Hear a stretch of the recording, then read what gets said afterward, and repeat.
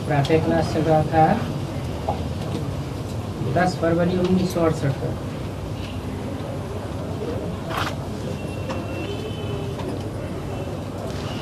बात चल रही थी, पहले तो अपन को आत्मा समझें तभी बाप को याद कर सकते हैं, नहीं तो याद नहीं कर सकेंगे। क्योंकि याद तो रूहानी बाप को ही करना है।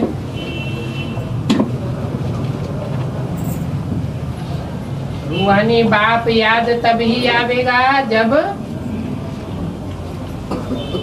आत्मिक स्थिति में स्थित होंगे। इस अंतिम जन्म में ही अपन को आत्मा समझने की प्रैक्टिस करनी है।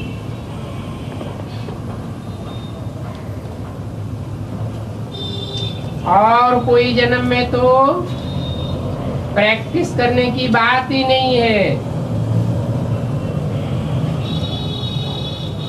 अपन को अविनाशी आत्मा समझें तभी अविनाशी बाप को याद करें।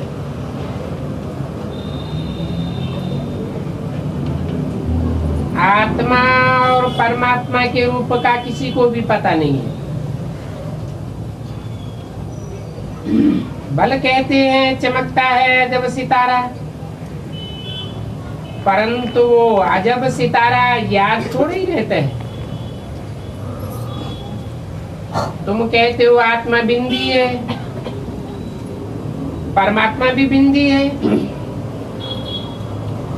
ऐसा कहने से वो हंसी उड़ाते हैं। अरे आत्मा को रियलाइज करना चाहिए ना। जिसने आत्मा और परमात्मा को रियलाइज किया है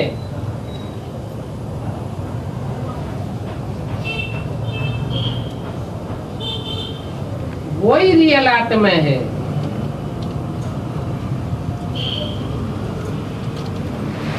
नहीं तो जनावर है। पहले तो ये समझना चाहिए मैं आत्मा हूं। मुझे आत्मा को 20 जन्मों का, 50 जन्मों का व 84 जन्मों का पार्ट मिला हुआ है। अच्छा समझो तुम्हारे 30 जन्म पूरे हुए, बाकी समय तुम कहाँ थे? और धर्म वालों से ऐसे पूछ सकते हैं। आत्मा का भी कोई को पता नहीं है। यहाँ तो आत्मा और परमात्मा दोनों का रियलाइजेशन होता है, जिससे आत्मा का योग परमात्मा बाप से रहे और बाप से वर्षा पाई सके। सारा दिन विचार सागर मंथन करना चाहिए आत्मा के बारे में कि हम आत्मा ने कब कब कैसे कैसे कहां कहां जन्म लिए। अच्छे भक्त लोग जो होते हैं वो सवेरे उठ करके माला फेरते हैं।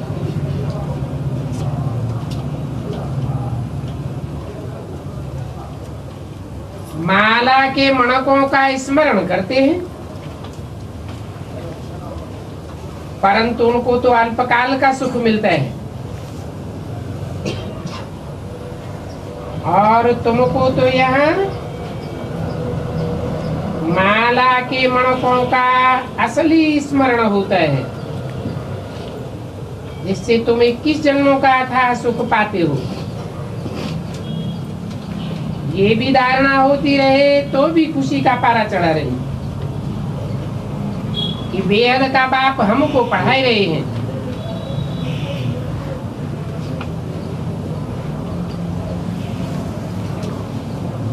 दस फरवरी 1968 की वाणी का तीसरा पेज।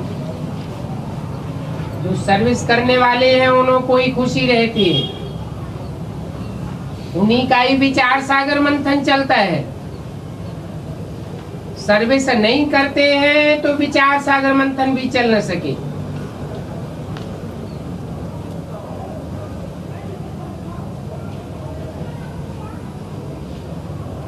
कोई तो अंदर में जलते मरते रहते हैं,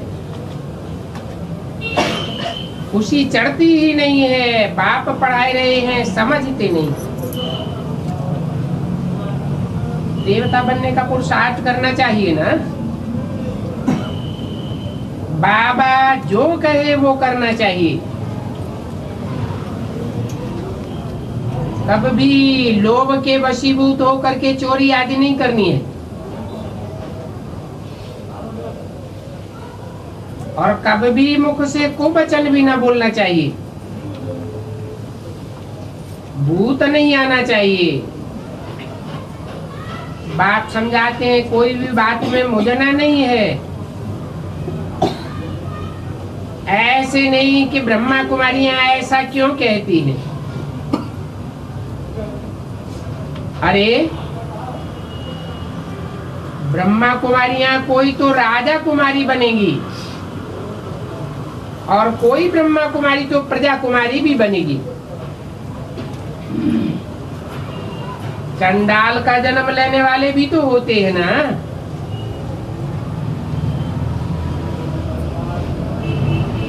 ऐसे फिर पूरी पढ़ाई पढ़ते नहीं हैं और ही टीचर का माथा खपाते रहते हैं। वो भी ड्रामा में नूद है। सभी सेंटर्स पर ऐसा माथा कपाने वाले होते हैं।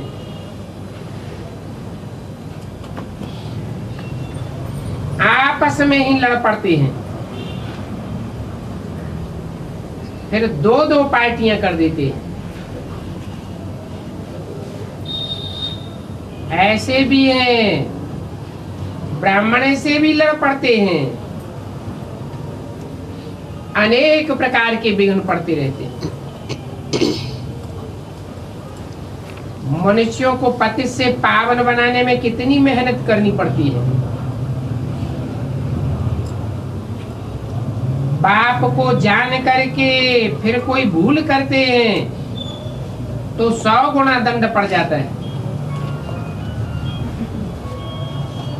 बाप को बुलाया है कि हमको सुख धाम का मालिक बनाओ, कांटों से फूल बनाओ, तो श्रीमत पर भी चलना चाहिए ना, तभी तो ऊंचे पद पावेंगे। नहीं तो कल्प कल्पांतर पाई पैसे का पद पाते रहेंगे।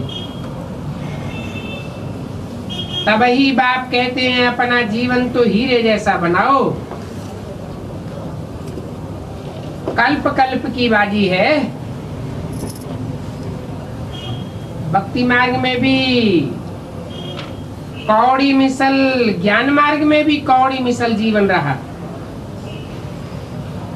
तो फिर बाकी मिला ही क्या। पिछाड़ी में आने वाले को पाई पैसे का सुख मिलेगा।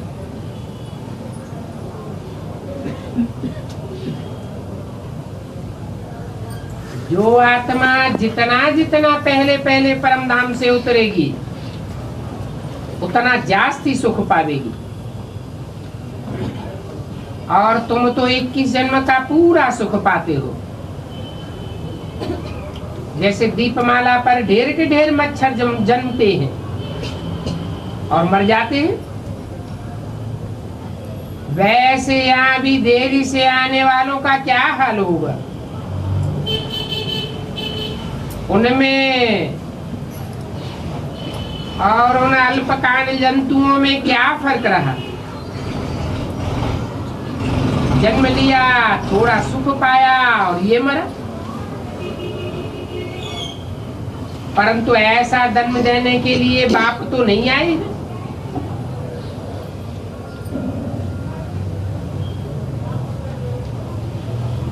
बाप तो आकर के पढ़ाते हैं। कोई तो पुरुषार्थ करके सतयुग में 21 जन्म के लिए महाराजा भी बनते हैं। तो रात दिन का फर्क देखो कितना है। नंबरवार मर्तबे होते हैं ना। राजा बनता है, कोई प्रेसिडेंट आदि बनता है, कोई मेहतर बनता है। इसको कहा जाता है पास्ट के कर्म ऐसे किए हुए हैं तब ही यहाँ जन्म लिया है। ऐसे नहीं कि साहूकार सो फिर साहूकार के घर में ही जन्म जाकर लेंगे। तो तब ले सकते हैं जब दान पुण्य करेंगे और गुण भी अच्छे होंगे। बाबा का देखा हुआ है, एक राजा बड़ा ही फर्स्ट क्लास करोड़पति था।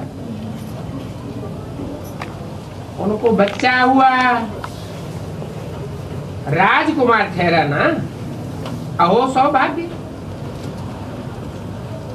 कि राजा के पास जन्म हुआ। बड़ा होने से बच्चा संग दोष में आ गया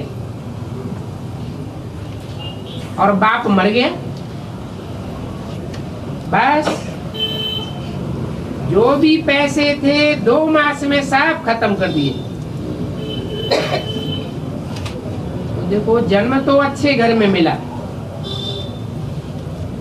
फिर कर्म इतने बुरे किए तो दूसरा जन्म क्या मिलेगा? 1.5 चमार जाए कि बनेंगे। बहुत साहूकार लोग वैश्याओं के पास जाते रहते हैं, फिर उनको क्या अच्छा जन्म मिलेगा? तो इसमें भी जो जितना पुरुषार्थ करेंगे, सीमत पर चलेंगे, उतना ही फायदा होगा। जो फरमान मानते ही नहीं है तो ना फरमान बरदार ठहरे ना। ऐसे कभी बाप के दिल पर चढ़ नहीं सकते। बाप समझाते रहते हैं जब तक चार्ट नहीं रखेंगे तब तक फायदा हो न सके। स्कूलों में भी चलन का, पढ़ाई का रजिस्टर होता है ना। यहाँ तो बाप कहते हैं तुम अपना रजिस्टर अपने आप ही रखो, तो मालूम पड़े सारा दिन में हम क्या क्या करते हैं। शाम को रोज अपना चार्ट देखो। जो पाप आदि किए होंगे वो सब आए सामने खड़े हो जाएंगे। कोई यज्ञ में विरुद्ध काम किया होगा तो वो सामने आ जाएगा। फिर उस चार्ट में ये भी लिखो फलाने फलाने टाइम हमने खाना खाया और ये खाया, ये पिया, तो मालूम पड़ेगा कहाँ हम लोग तो नहीं किया ना। लिखना चाहिए हम कितना बारी दिन में खाते हैं।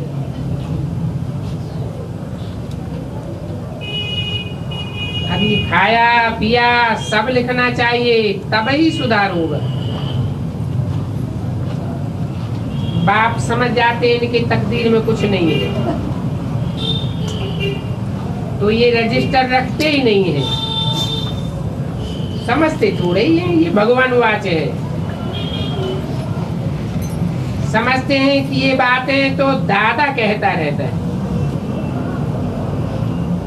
बच्चों को मालूम नहीं पड़ता है कि कौन कहते हैं। कुछ भी रिगार्ड नहीं है, पाप ही करते रहते हैं। ऐसे फिर रिगार्ड रख न सके। तो रात को बैठ करके सारा दिन की चाल को देखो, सारा दिन क्या क्या खाया क्या पिया, अपन पर नजर रख करके तब आगे बढ़ सकेंगे।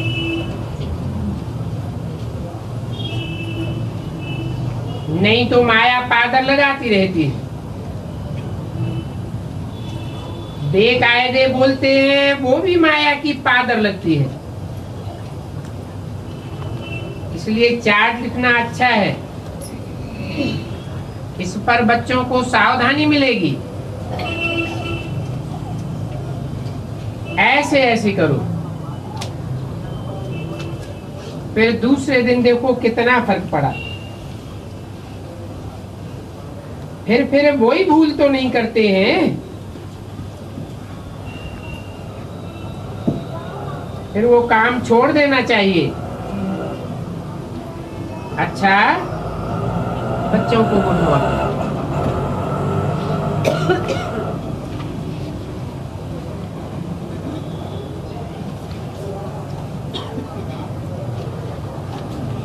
अगला प्रातः क्लास है 11 फरवरी सन 1968। रूहानी बाप बैठे रूहानी को बच्चों को समझाते हैं।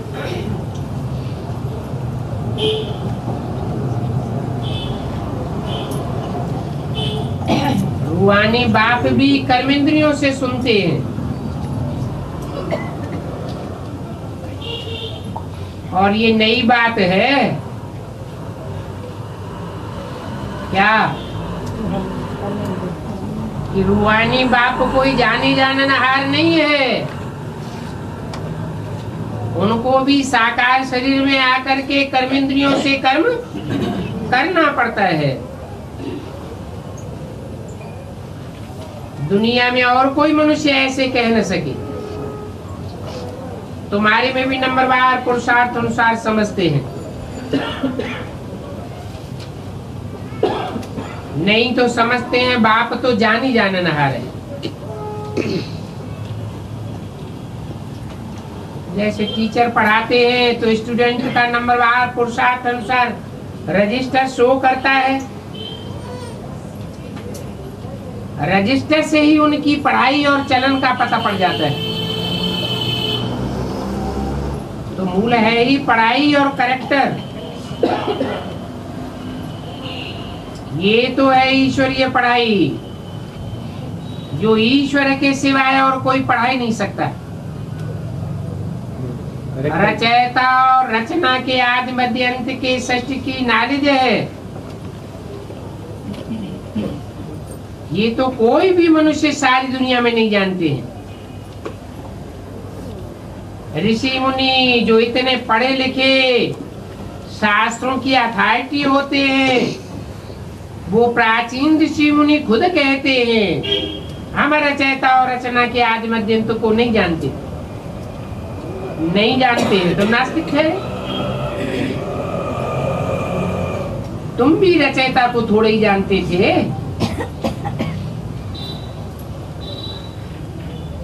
कब की बात?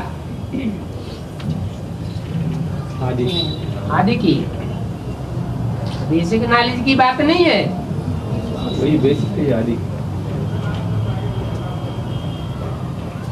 आदि में तो रचयिता भी प्रत्यक्ष नहीं था और रचना का भी किसी को कुछ पता ही नहीं था।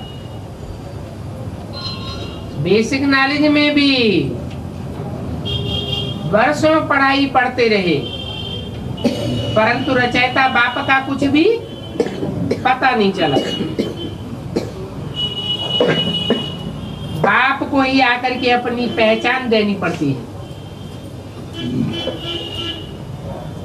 गाया भी जाता है ये है कांटों का जंगल,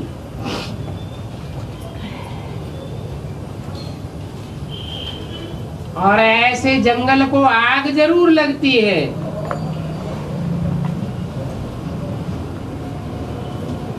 ऐसे जंगल को जो कांटे के कांटे ही रह जाते हैं, सुधरते नहीं हैं।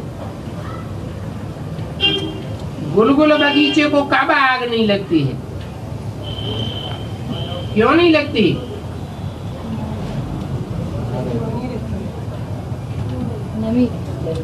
क्योंकि ज्ञान जल की नमी रहती है, तो आग लगने का सवाल ही नहीं। जंगल तो सारा ही सूख जाता है, बगीचा तो गीला होता है। गीले को आग लग नहीं सकती, सूखे जंगल को आग झट लग जाएगी। सरसब्ज बगीचे को आग लगे ऐसा कब सुना नहीं होगा।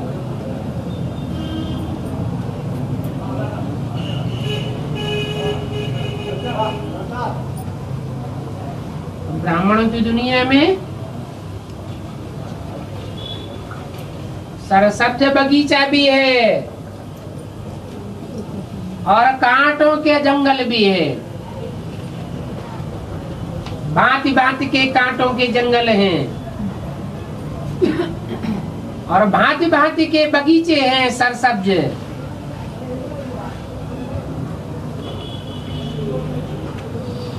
जंगल को आग तब लगी थी जब कि सरसब्ज बगीचे की स्थापना हो गई थी।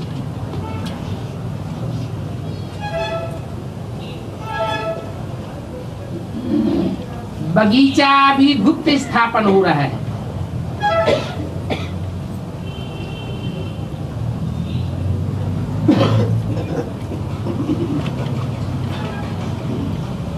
तुम जानते हो कि हम बगीचा के खुशबूदार नंबरवार देवता बन रहे हैं। उस बगीचे का नाम ही है स्वर्ग। नाम से क्या साबित होता है?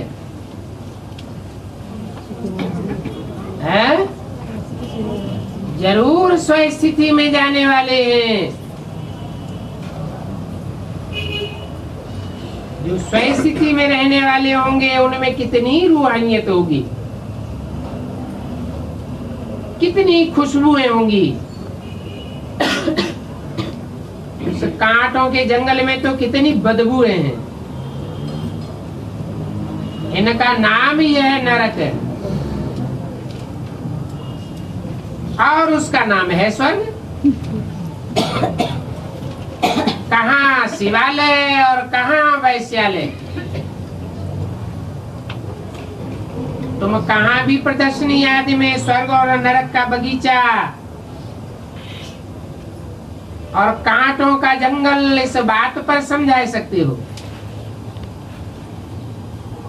परंतु वंडर है तुम कितना समझाते हो फिर भी उनकी बुद्धि में बैठता नहीं।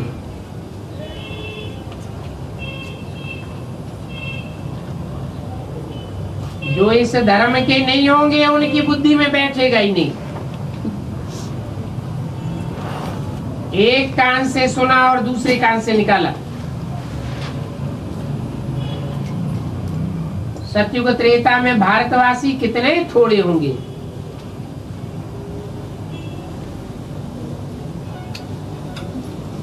कितने थोड़े होंगे।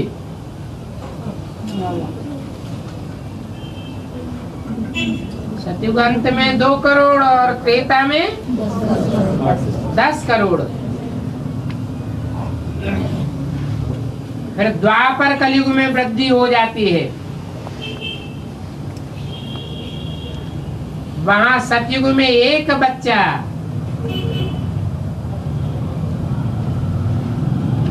फिर देखो 4-5 बच्चे होते रहते हैं तो वृद्धि हो जाती है ना। भारतवासी जो अभी हिंदू कहलाते वास्तव में वो देवता धर्म के थे। और कोई भी अपने धर्म को नहीं भूलते हैं। धर्म को नहीं भूलते, धर्म पिता को नहीं भूलते। भारतवासी अपने धर्म को भूल जाते हैं। धर्म की स्थापना किसने की वो भी भूल जाते हैं।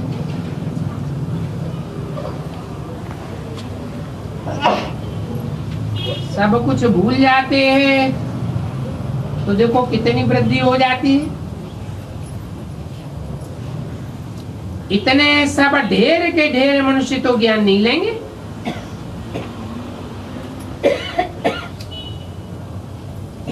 तुम हर एक अपनी अवस्था को समझ सकते हो।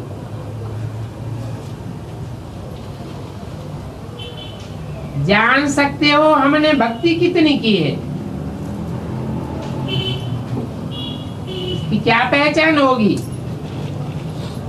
पूरा ज्ञान। भक्ति कम की होगी तो कम ज्ञान उठावेंगे, और जास्ती भक्ति की होगी तो जास्ती ज्ञान उठावेंगे।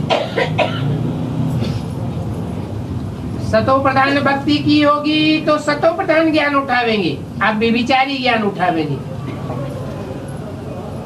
तमो प्रधान भक्ति की होगी तो व्यभिचारी ज्ञान उठावेंगे।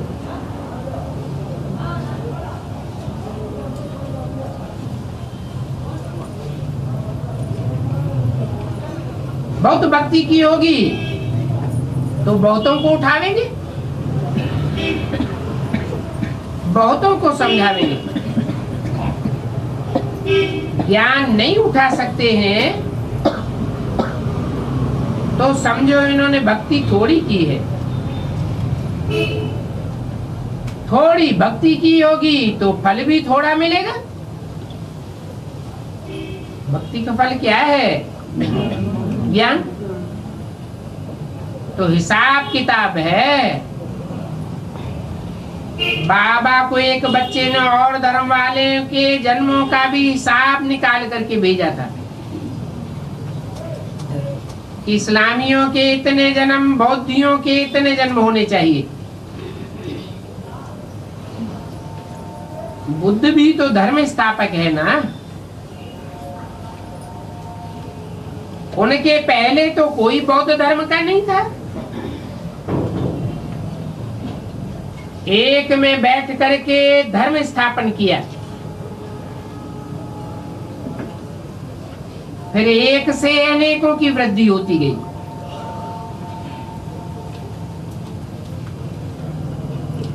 ये भी एक ही प्रजापिता है। इस एक से फिर कितनी वृद्धि होती है? कितनी वृद्धि होती है?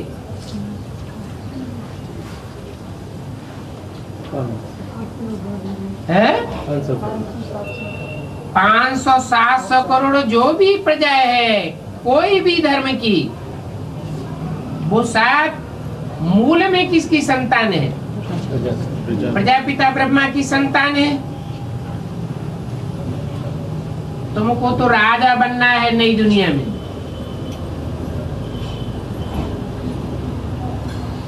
यहाँ तो तुम वनवास में हो।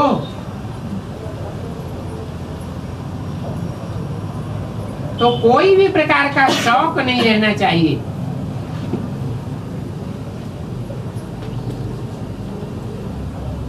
हम अच्छे कपड़े डाई करान के पहने, अच्छी साड़ी पहने, ये सब देह अभिमान है।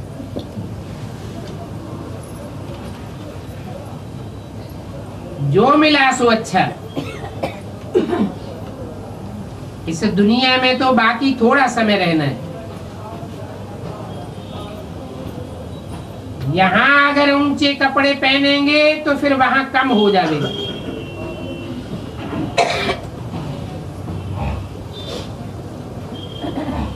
यह पहनूं, यह करूं, ये भी छोड़ देना पड़े। आगे चल करके तुम बच्चों को आप ही साक्षात्कार होते रहेंगे। तुम खुद कहेंगे ये तो बहुत सर्विस करते हैं, इनकी तो कमाल है। जरूर ऐसे ऊंचे पद पावेंगे। फिर आप समान भी बनाते रहते हैं। दिन प्रतिदिन बगीचा तो बड़ा होने का है। जितने देवी देवता सत्युगतेता के हैं वो सब यहाँ बनने के हैं।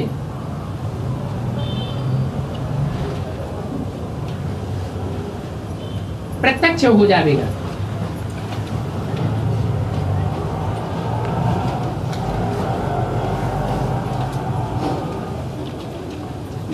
अभी तुम गुप्त पद पाए रहे हो। तुम जानते हो हम यहाँ मृत्युलोक में पढ़ते हैं। पद फिर अमर लोक में पावेंगे।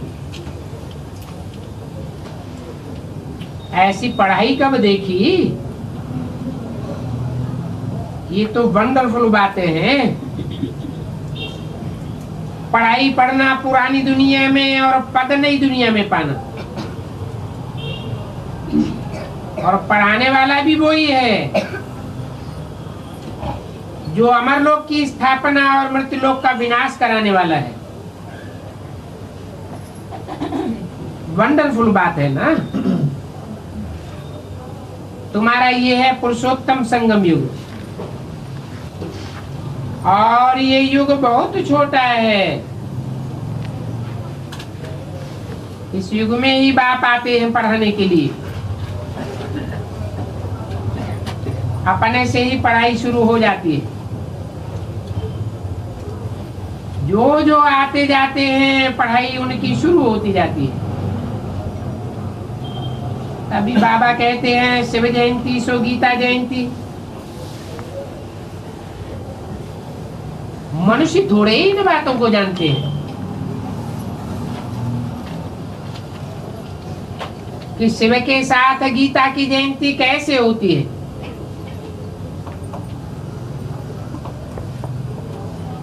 11/2/68 की वाणी का दूसरा पेज।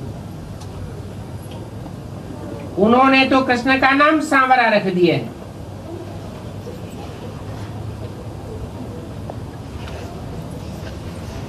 कहते ही है सांवरिया। अभी जब ये कोई भूल समझे, कितने बड़े बड़े आदमी म्यूजियम में आते हैं। ऐसे नहीं है कि वो बाप को पहचान लेते हैं। आते हैं चले जाते हैं, बिल्कुल भी नहीं जानते। इसलिए उनसे फार्म भराना चाहिए तो मालूम पड़े इन्होंने कुछ सीखा है। बाकी यहाँ आकर के क्या करेंगे? जैसे साधु महात्माओं के पास जाते हैं, परंतु यहाँ तो वो बात नहीं है। इनका तो वो ही साधारण रूप है, वही ड्रेस आदि है, फर्क कुछ भी नहीं है। इसलिए कोई समझ नहीं सकते हैं। समझते हैं ये तो जवाहरी था,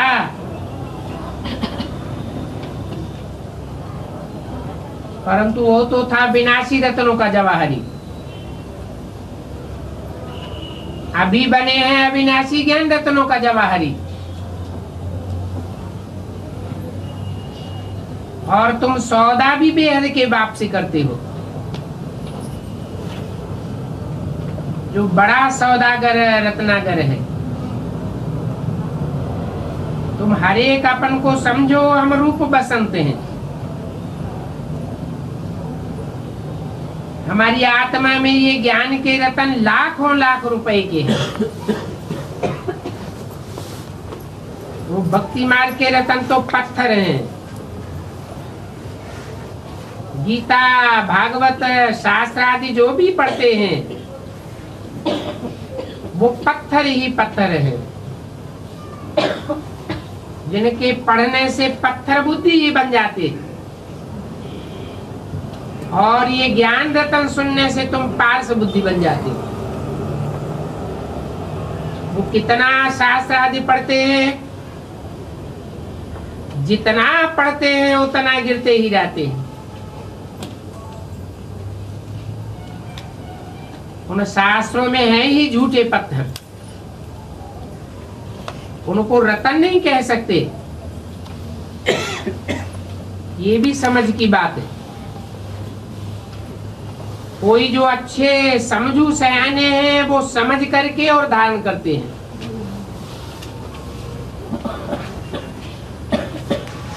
क्या कहा? जो सयाने हैं, समझ करके धारण। बिना समझे कैसे धारणा हो जाएगी?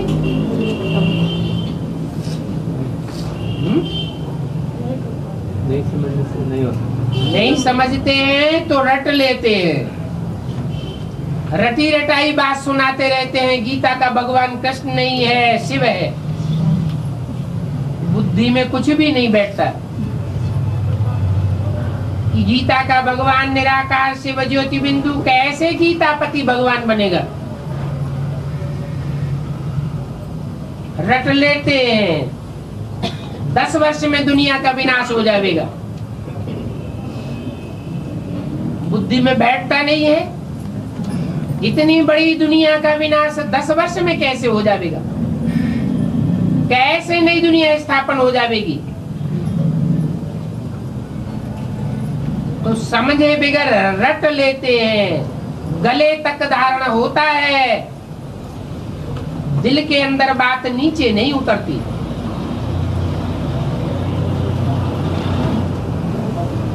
अब धारणा नहीं होती है तो कोई काम का नहीं। झोली में टूंग है तो सारा बह जाता है। बाप कहते हैं तुमको हम अविनाशी ज्ञान रत्नों का दान देते हैं।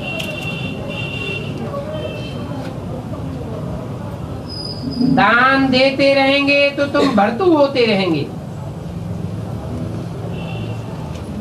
नहीं तो फिर कुछ भी धारणा नहीं होगी।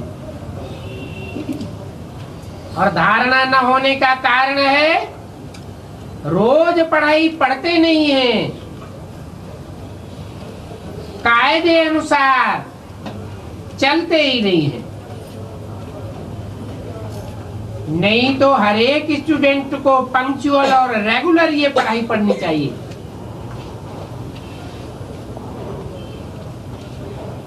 इसमें सब्जेक्ट बहुत अच्छी चाहिए।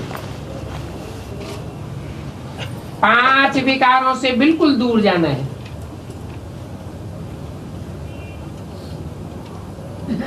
तुम कराची में बड़े अच्छे फर्स्ट क्लास थे,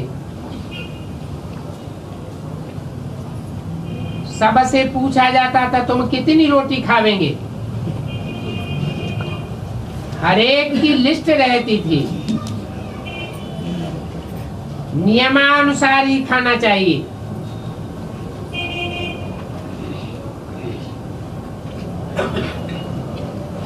अभी तो माया की हवस बेताला कर देती है। बाप ने समझाया है त्योहार आदि जो मनाए जाते हैं वो सब इस समय की यादगार है। रखड़ी बंधन भी अभी का है।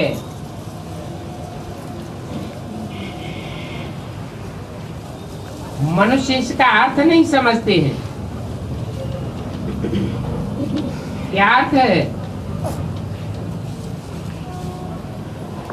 रक्षाबंधन में ब्राह्मण आकर के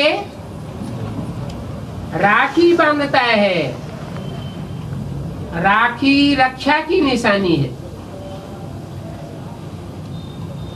जरूर बाप ब्राह्मण बन करके आया होगा, कोई ब्राह्मण तन में आता है और 5 विकारों से रक्षा के सूत्र में बांधता है।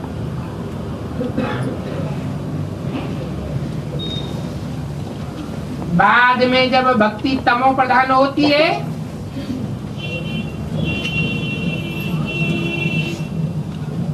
तो कन्याएं भाइयों को बांधने लग पड़ती है पैसा उगारने के लिए।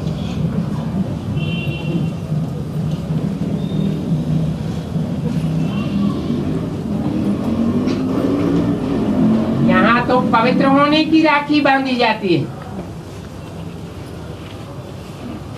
वो तो अपवित्र होने की बांधते हैं। तुम जानते हो आगे पवित्र ब्राह्मण राखी बांधते थे।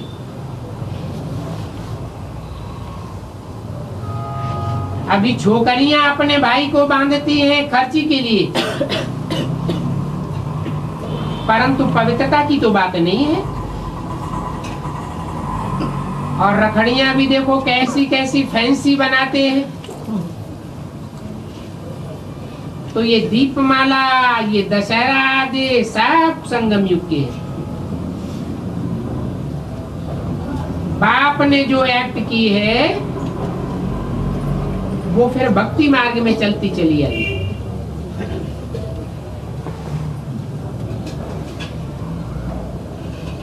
बाप तुमको सच्ची गीता सुना करके यह देवता बनाते हैं।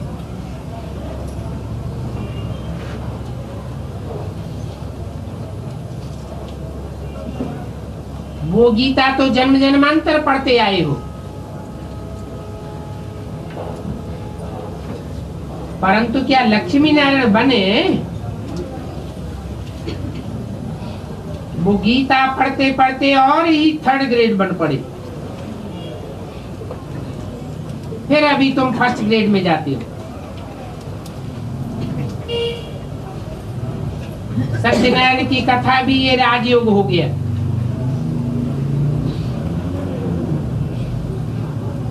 क्योंकि तुम इस सच्ची कथा से नर से नारायण बनते हो। तो अब तुम बच्चों को सारी दुनिया को जगाना है। इसके लिए कितनी ताकत चाहिए। बाप की याद की ताकत से ही तुम कल्प कल्प स्वर्ग की स्थापना करते हो। योग बल से होती है स्थापना और बाहुबल से होता है विनाश।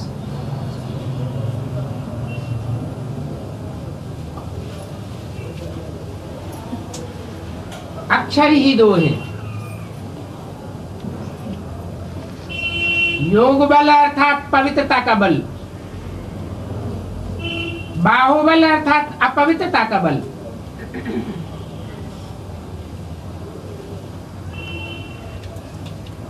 अलाफ और बे, इस योग बल से तुम विश्व के मालिक बन जाते हो। ये साइंस का बल भी बाहु का बल है।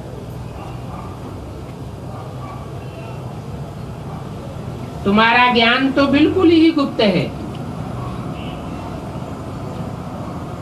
तुम जो सतो प्रधान थे सो अब तमो प्रधान बने हो। फिर अभी तुमको सतो प्रधान बनना है। हर एक चीज नई सो फिर पुरानी जरूर होती है। नई दुनिया में क्या नहीं होता है, पुरानी दुनिया में तो कुछ भी नहीं है। ये पुरानी दुनिया तो जैसे एकदम खोखा है। कहाँ भारत भर्तु स्वर्ग और कहाँ ये भारत नरक, रात दिन का फर्क हो जाता है। यहाँ तो है रावण राज्य, रावण को जलाते रहते हैं, परंतु जलाने का अर्थ भी जरा भी नहीं समझते। क्या जलाने का अर्थ है?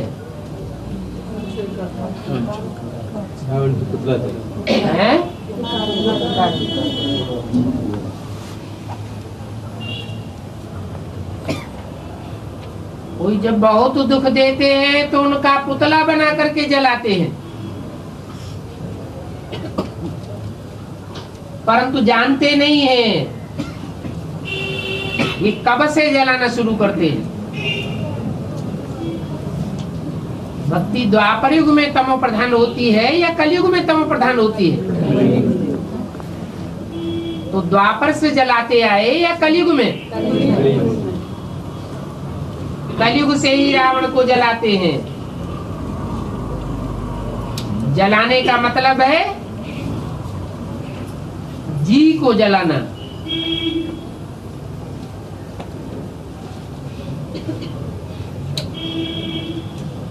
तमो प्रधान जलावेंगे या सतो प्रधान जलावेंगे? हैं?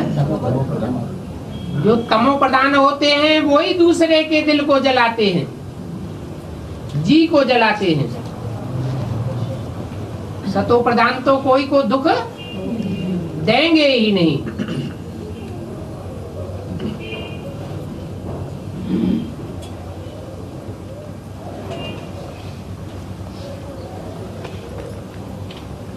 अभी तुम समझते हो कि भक्ति मार्ग में को क्या क्या करते रहते हैं। जाड़ की एक बीमारी होती है,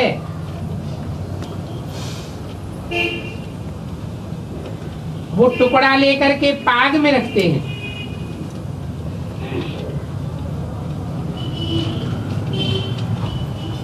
कहते हैं हम लंका लूट करके लाए। इसको कहा जाता है अज्ञान।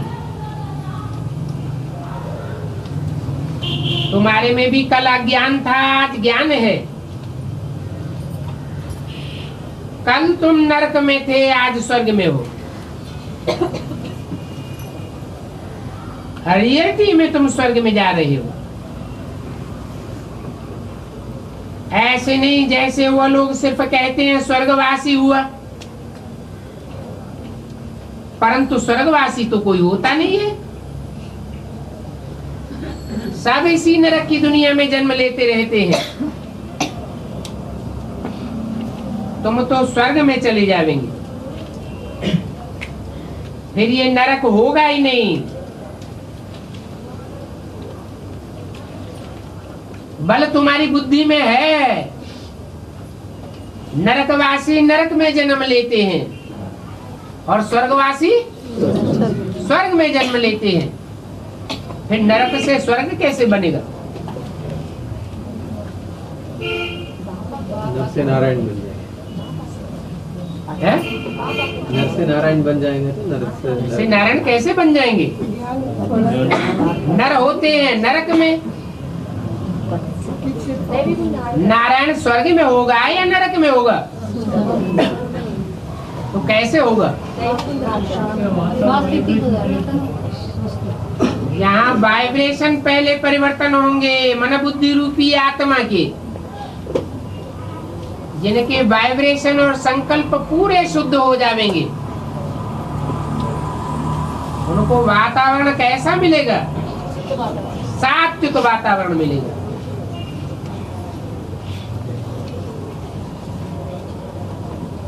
देवताओं को कोई दुख दे नहीं सकता। इसलिए कहते हैं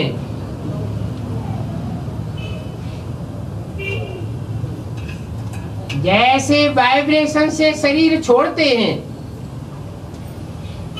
वैसी ही दुनिया में जाके जन्म लेंगे।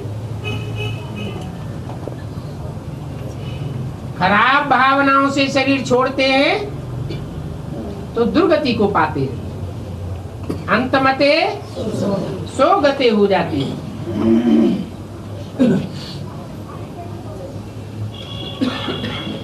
तुम जब स्वर्ग में जाएंगे तो तुम्हारा वाइब्रेशन नार की दुनिया का होगा ही नहीं। कितनी समझने की बातें हैं। और ये सेकंड में समझने की बातें हैं। बाप को याद करो तो विकर्म विनाश होंगे। फिर पाया पाप कर्मों के वाइब्रेशन से पीछा ही छूट जाएगा। ये बातें सभी को बतलाते रहो। बोलो तुम यह देवता थे, फिर 84 जन्म लेते लेते तुम यह बन गए हो। सतो प्रधान से तमो प्रधान बन गए, अभी फिर सतो प्रधान बनना है। आत्मा का तो विनाश नहीं होता है, परंतु आत्मा सतो प्रधान से तमो प्रधान बनती है।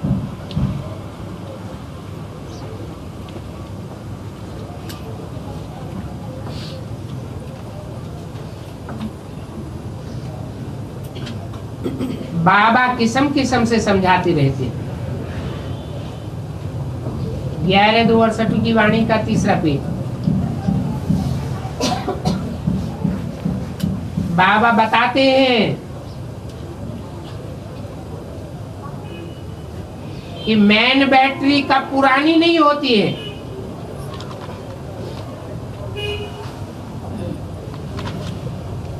जैसे तुम्हारी आत्मा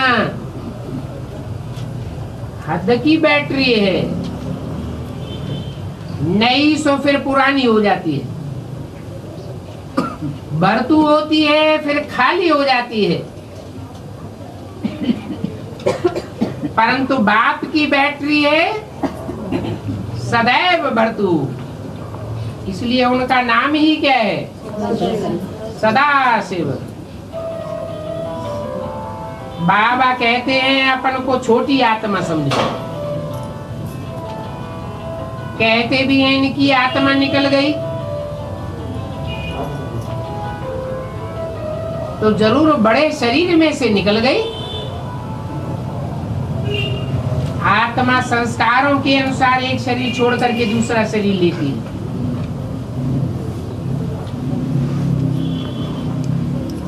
संस्कार वाइब्रेशन से बनते हैं।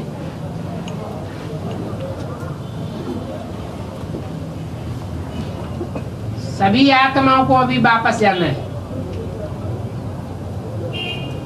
तो ये ड्रामा है, ये सृष्टि का चक्र रिपीट होता रहता है। पिछाड़ी में जितने मनुष्य होंगे उतनी आत्माएं भी जरूर होंगी। हिसाब निकालते हैं तो कहते हैं अभी दुनिया में इतने मनुष्य हैं, परंतु ऐसे क्यों नहीं कहते हैं इतनी आत्माएं हैं? क्यों नहीं कहते? आत्माओं की गिनती हो ही नहीं सकती। आत्मा किसी को देखने में आती नहीं है। बाप कहते हैं बच्चे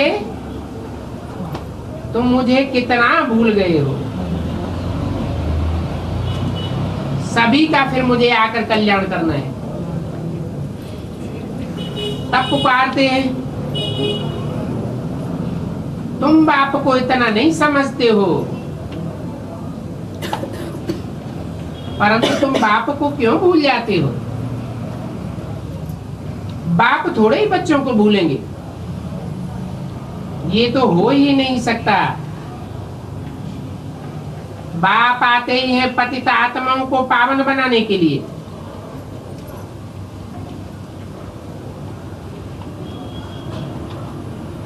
ये गौमुख ठहरा ना, बैल की तो बात ही नहीं है।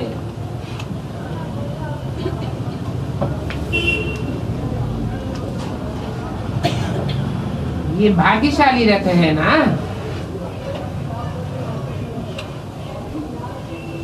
बाबा तुम बच्चों को कहते हैं कि तुम शिव बाबा को भक्ति मार्ग में संगारते आए हो, परंतु लिंग को तो बाबा नहीं कहा जाता। बाबा तो ग्रैंडफादर को कहा जाता है ना। तो ये संगारने की बात कब की है? संगम युग की बात है। ये बात पक्का याद रहे। शिव बाबा को याद करने से बहुत फायदा है। इस ब्रह्मा का तो नाम भी न लो। क्यों?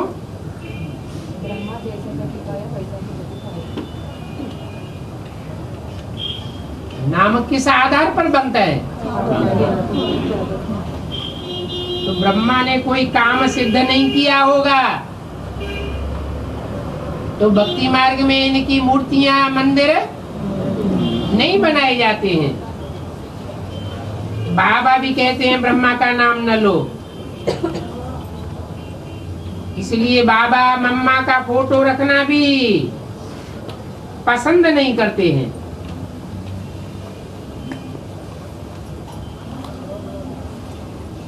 कब कब ख्याल आता है साफ फोटो तोड़ फोड़ करके निकाल देवे।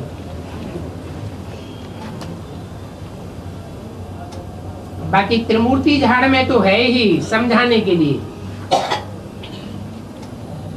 समझाना है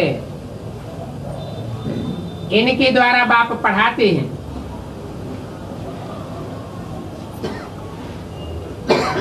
परंतु इनको थोड़े ही याद करना है।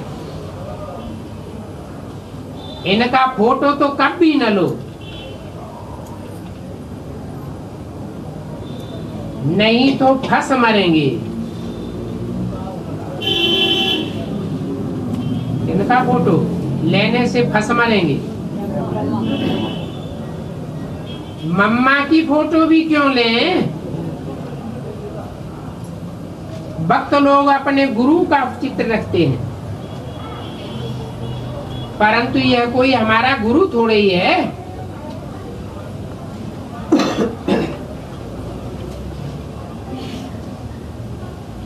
गुरु तो शिव बाबा है। बलिहारी उस बाप की है, उस पर ही बलिहार जाना है। और यह भी उन पर बलिहार गया। अब की बात है, हैं? ये ब्रह्मा उस बाप पर कब बलिहार गया?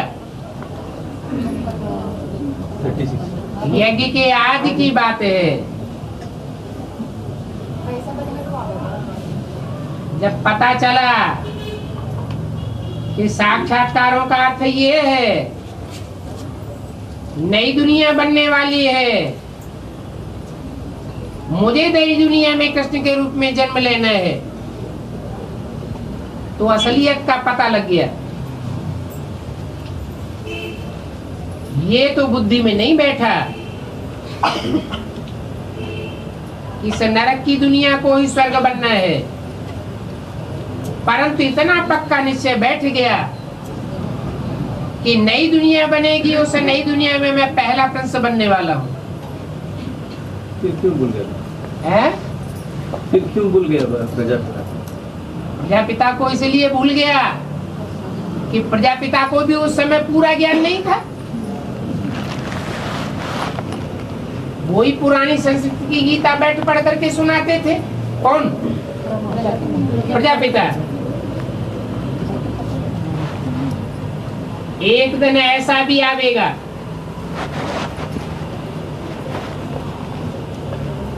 कि तुम ये मम्मा बाबा के फोटोज भी गुम कर देंगे।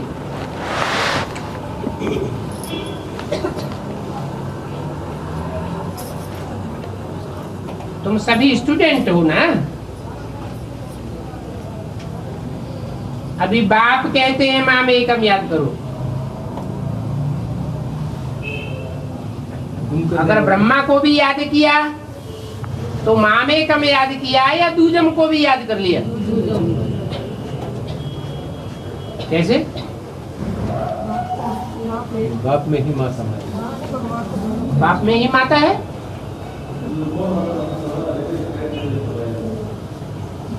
माँ में का माना मुझे एक पर्सनालिटी को याद करो।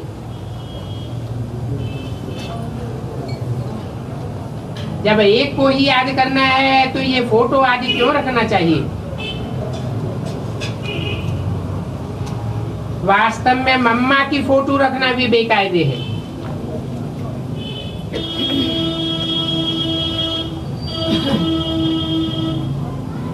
बहुतों ने मम्मा के पिछाड़ी पढ़ाई भी छोड़ दी। कैसे? कब की बात है? 64-65 जब मम्मा ने शरीर छोड़ा तो जिनका मम्मा से लगाव था वो ज्ञान छोड़ करके चले गए, यज्ञ छोड़ करके चले गए, पढ़ाई छोड़ दी, अपना बेरा ही गर्क कर दिया।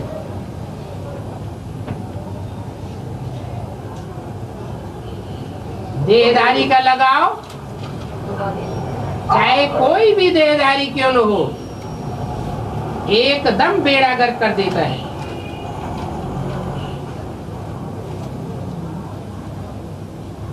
संशय आ गया, मम्मा क्यों गई?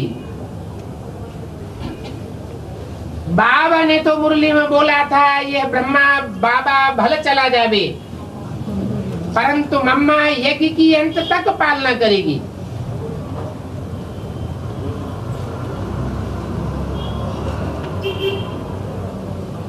तो प्रश्न चित्त होते रहते हैं, ये मम्मा क्यों गई, ऐसा क्यों हुआ। अरे बाप कहते हैं ये तो शरीर गया ना, कि आत्मा परम धाम चली गई, शरीर गया। सो तो सबका नंबरवार शरीर जाना है, कोई को भी रहना नहीं है।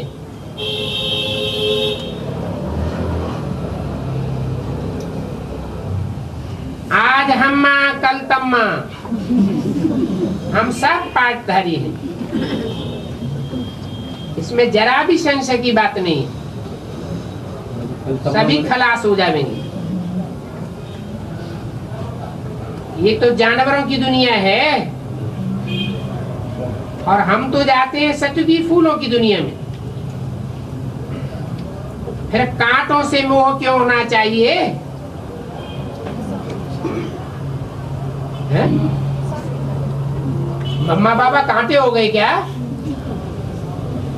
शरीर कांटा, शरीर कांटा, देह में शरीर के ऊपर 63 जन्म तुम भक्ति मार्ग के ये शास्त्र पढ़ते पूजा करते आए हो, और पूजा भी पहले पहले तुमने शिव की है।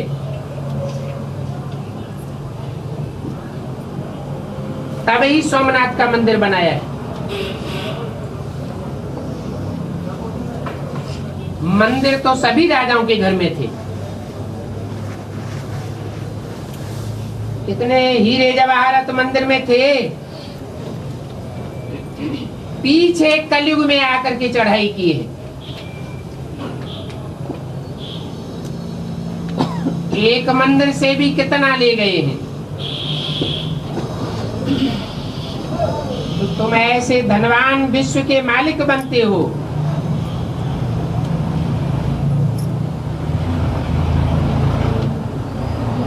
परंतु इन्हों के राज्य को कितना वर्ष हुआ ये किसी को पता नहीं। बाप बताते हैं 5000 वर्ष हुए, 2500 वर्ष तो राज्य किया, फिर 2500 वर्ष में इतने मठ पंथ आदि वृद्धि को पाते हैं। बच्चों को तो बहुत खुशी होनी चाहिए कि हमको बेहद का बाप पढ़ाते हैं, उनसे हमको अथाह मिल्कियत मिलती है। दिखाते हैं सागर से देवता निकले, रत्नों की थालियां भर भर के देते थे। अभी तुमको ज्ञान रत्नों की थालियां भर भर के मिल रही है ना, ये बाप ज्ञान का सागर है ना। कोई तो अच्छी रीति झोली भरते हैं, कोई की झोली खाली रह जाती है। जो अच्छी रीति पढ़ेंगे पढ़ावेंगे जरूर अच्छे धनवान बनेंगे। राजधानी स्थापन होती है, ये सब ड्रामा में डूबे। जो अच्छी रीति पढ़ते हैं उनको स्कॉलरशिप मिलती है। ये है ईश्वरीय स्कॉलरशिप, अविनाशी है, और वो है आसुरी और विनाशी। ये सीढ़ी बड़ी वंडरफुल है, 84 जन्मों की कहानी है। बाबा तो कहते हैं छत जितनी बड़ी सीढ़ी बनाओ तो अंधे की औलाद अंधों की आंखें खुले। ऐसे ट्रांसलेट के चित्र हों जो क्लियर करके दिखाई दे, तो मनुष्य देख करके वंडर खावे, फिर तुम्हारा नाम भी बाला होता जाएगा। अभी जो सिर्फ फेरी पहन करके जाते हैं वो फिर आवेंगे, 2-4 बार फेरी पहनकर फिर तकदीर में होगा तो जम जावेंगे। चक्कर काटना। यहाँ तो समय एक ही है, कहाँ जावेंगे? तुम बच्चों को बहुत मीठा बनना है, और मीठा भी तब बनेंगे जब याद में रहेंगे। याद से ही कशिश होगी, बार बार आवेंगे। ये सीढ़ी सभी आत्माओं को ले जाने की है।